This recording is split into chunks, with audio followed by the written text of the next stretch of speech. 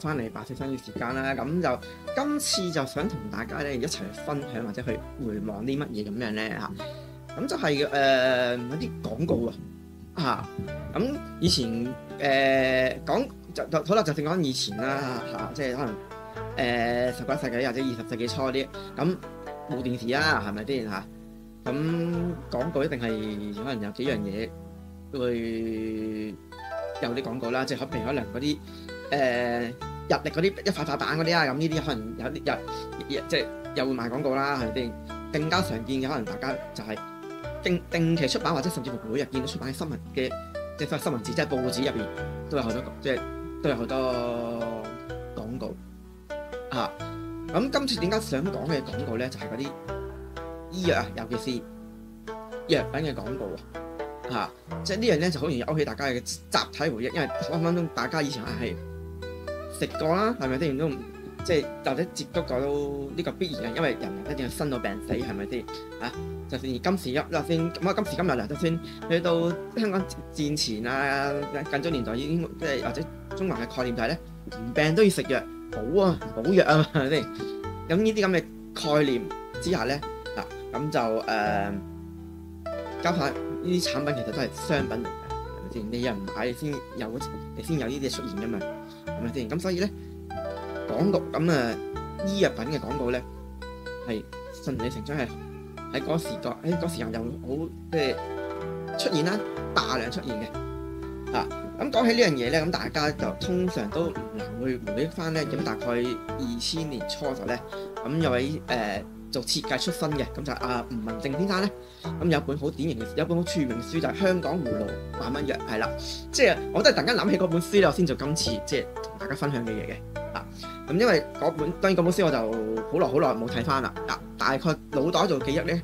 就係入邊局咧，佢係講咗好多嗰啲所謂廣告咧，所謂廣告咧就係包裝上面嘅廣告，即係以前嘅藥品嘅包裝啦，或者啲工藝，譬如可能白鳳丸，以前嘅白鳳丸或者以前安宮牛丸上面嗰個殼咧，嗰個蠟殼係點樣整出嚟嘅咧咁吳文正先生咧喺嗰本書入邊咧即係佢應該係親身去可能係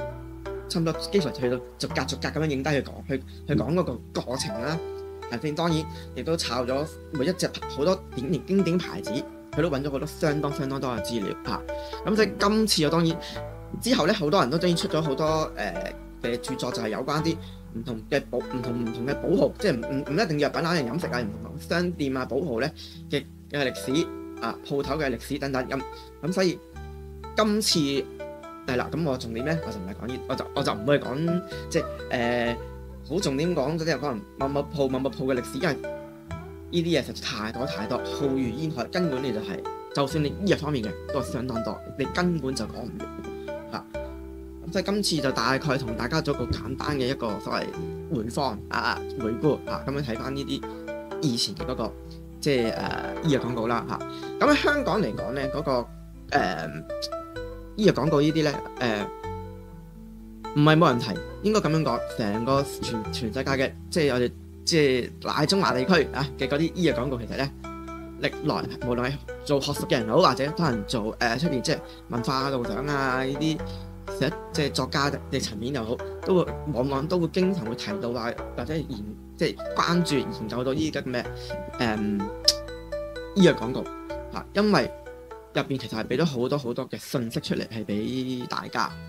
咁當然呢個正頭先講啦，就因為要 sell 嘢啊嘛，廣告 sell 係咪先？呢個信息要俾讀者、俾人知道嘢先至去買，先至去了解，先至服用啊嘛，係咪先？咁所以但係呢啲廣告好睇死就係覺得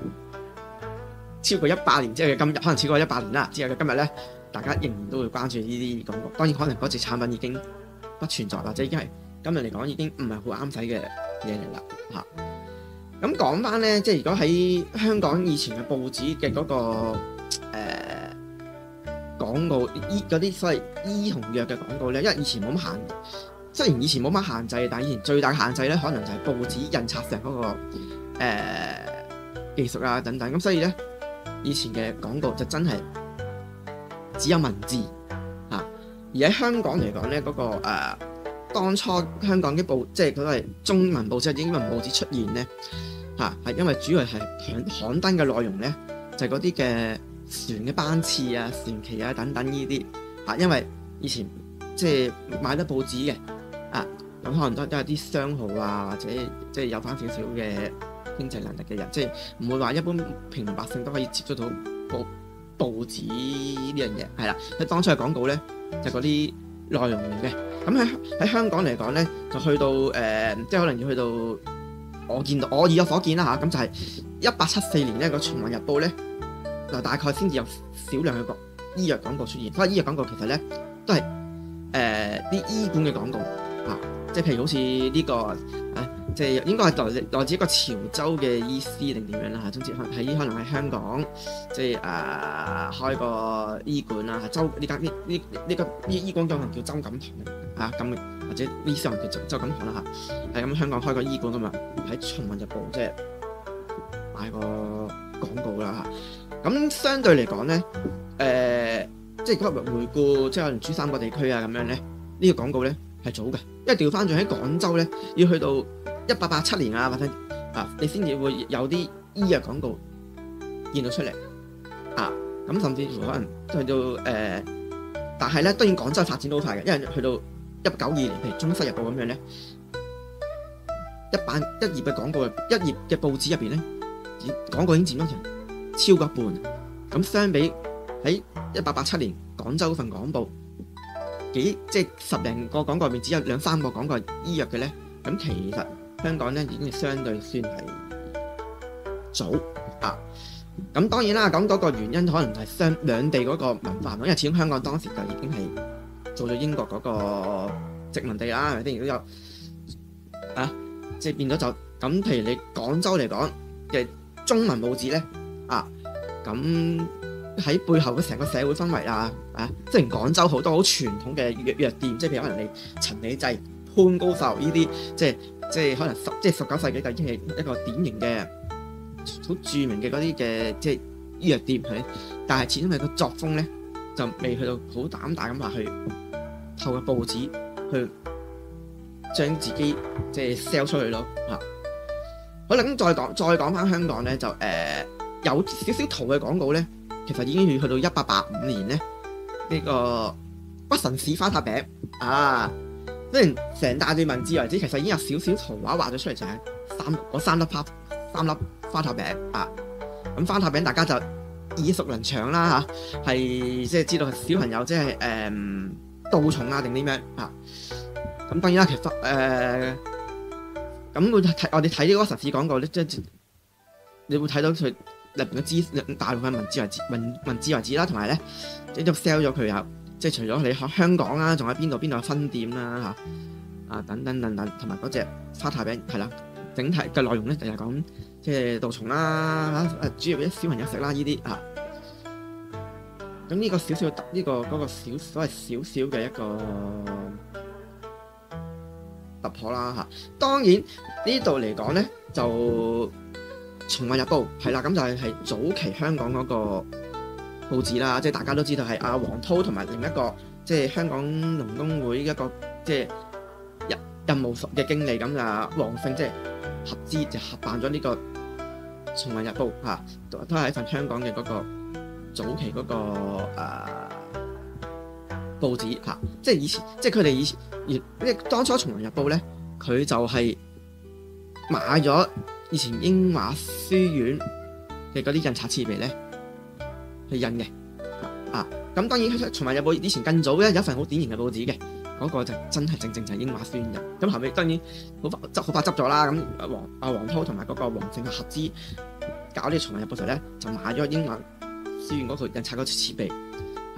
咁佢嗰套設備咧最主要咧就係啲中文字咧係用鋼模嘅，係咁樣印即係咁樣印出嚟咁後來咧有一份報紙又出現咧，就係陳年嘅《華字日報》咁後呢兩份咧都係香港早期嗰個中文報紙啦，尤其是《華字日報》咧，其後咧醫藥廣告咧係相當多嘅，咁所以咁跟住再之後香港《公西日報》嗰啲咧嗰個廣告咧嚇，或者大公報啦等個醫藥廣告咧，都唔及呢個華字日報啊，因為歷史悠久啊，早著先機啊，同埋嗰個重環日報啊、華字日報佢啲報紙嘅銷售點咧，唔係淨係限於香港嘅，即係譬如你華字日報咁樣，你到廣東啊、中國南方大部分地方咧，佢都有銷售點嘅嚇，即係你今日出華字日報咧，其實可能咧你隔冇幾多日咧，你廣東、中國南方大部分地區都收到。咁重環日報咧，去到更加遠，日本啦、安南啦，即係新加坡啦、檳城啊、九金貓、悉尼都會有。喺咁大嘅嗰個銷售點嚟講咧，就自然吸引咗啲人去買嗰個廣告。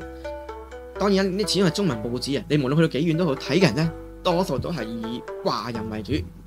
咁所以咧嗰啲嘅醫藥廣告咧賣嘅，後來咧就唔單止係香港嘅嗰啲嘅報館，即係藥商啊。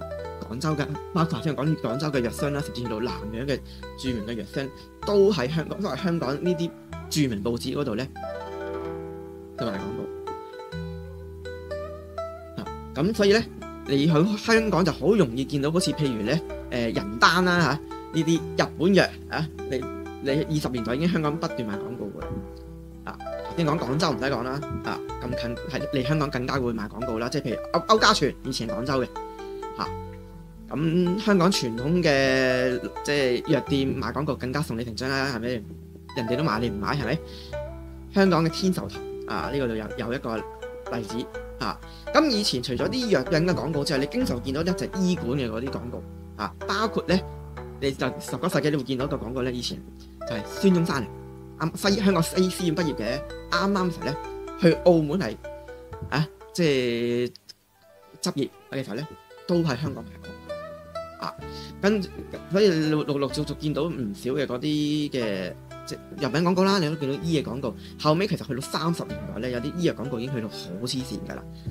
就係咧，好似今時今日咧，我哋啲報紙有啲廣告，呢啲電視咧，啲廣告雜誌時段咁樣咧，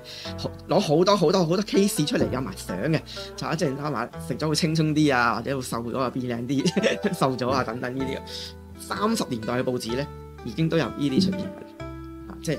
因為之前嘅廣告就冇太多限制嘅，可以牙醫啦、西醫啦、中醫啊乜鬼嘢都會喺報紙上面嘅廣告。咁後來去到即係大概後來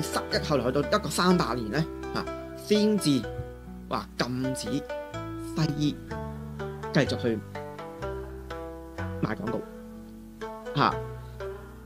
咁後來當然啦，之後再去到幾十年之後，譬如牙醫啊等等咧，都開始都唔俾賣廣告嘅時候咧咁譬如醫生賣廣告咧，就越見越即係越嚟越少即係變今日你一般唔會見到無啦啦啲醫生會走去賣廣告嘅就大概可能就係呢個原因咁今日咧就講住先停一停呢度，咁我哋之後翻嚟咧，我哋再繼續講再睇啲廣告咯噃。